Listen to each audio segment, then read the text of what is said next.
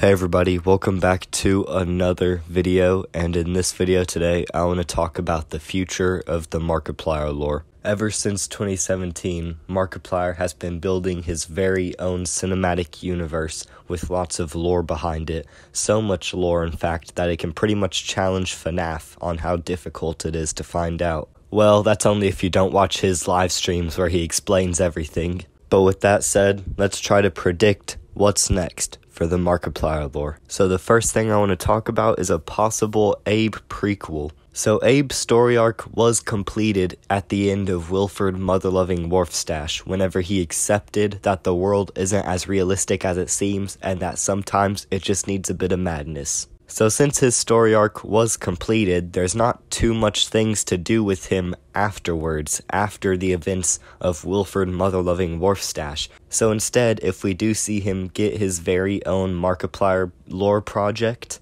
I'm willing to bet that it would take place in the past. Because to follow the main story structure, your protagonist has to have a problem or an issue or something to drive him through the rest of the film. And Abe's problem was that he was grounded in realism when the rest of his world wasn't. But that problem was solved in the Wilford Mother-Loving Wharfstache video. So if Abe ever gets a Markiplier project that takes place after the events of Wilford Mother-Loving Wharfstache, it would have to either be introducing a brand new problem for Abe, or they could treat it as some sort of epilogue for his character. And even though I'd be perfectly fine with either of those being the case, because I just love Abe as a character and I will gladly take anything that he appears in, I do feel like In Space with Markiplier Part 2 placed down the groundwork for a brand new story arc for Abe to have, except as a prequel. Now, if y'all have seen any of my top 10 Markiplier videos or any of my Markiplier theories, then y'all will probably know what I'm about to start talking about. But pretty much, I would really like to see an expansion to the clip from In Space with Markiplier Part 2, A Murder with Markiplier.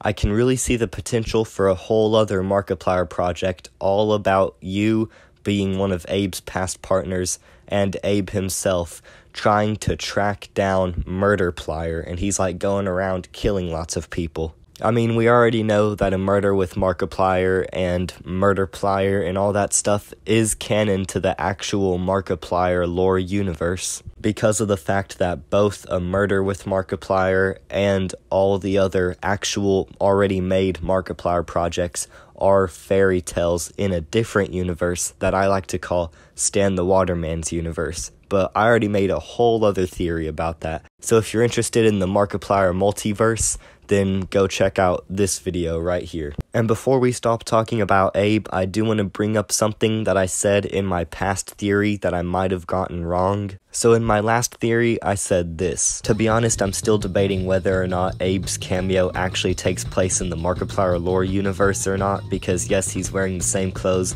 as he is in Wilford Mother-Loving Wharfstache, but at the same time, he's not obsessing over Wilford Wharfstache. You'd think that he'd still be obsessed with trying to find the Colonel at this point in time if it was the Markiplier lore universe, but instead he's just chilling and turning into dogs.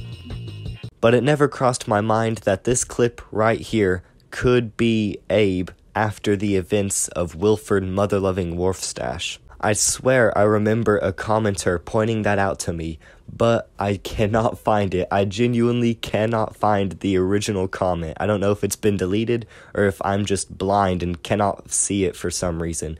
Probably that second option. So whoever was the one to comment that that clip could have been Abe after the events of Wilford Mother-Loving Wharfstache, you know who you are. Shout out to you. I am so sorry. I just cannot find that comment.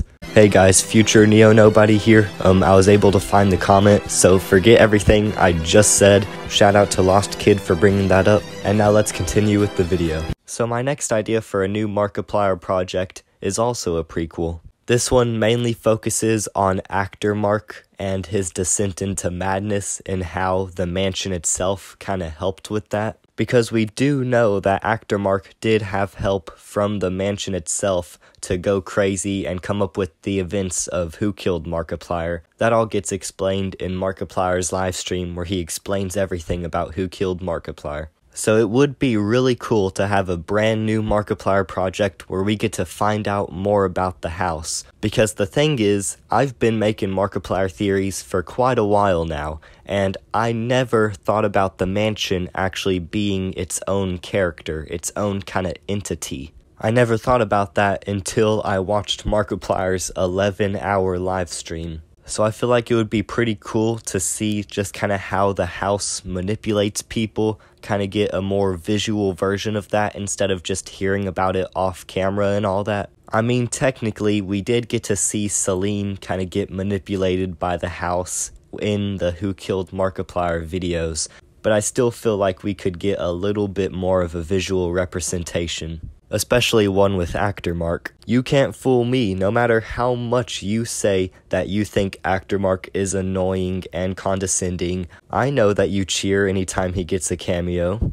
Also, speaking of Actor Mark, Lost Kid also has an idea for a future Markiplier project that would show the DA, Damien, and Actor Mark all going to college together, and I agree that would be really cool to see. And by the way, if y'all have any ideas for future Markiplier projects, make sure to put them in the comments below and I might feature them in a future Markiplier theory. But anyways, moving on. So my next Markiplier project idea is about Darkiplier and the blue crystal. So at this point, we've already all seen and analyzed the end credit scene for In Space with Markiplier Part 2.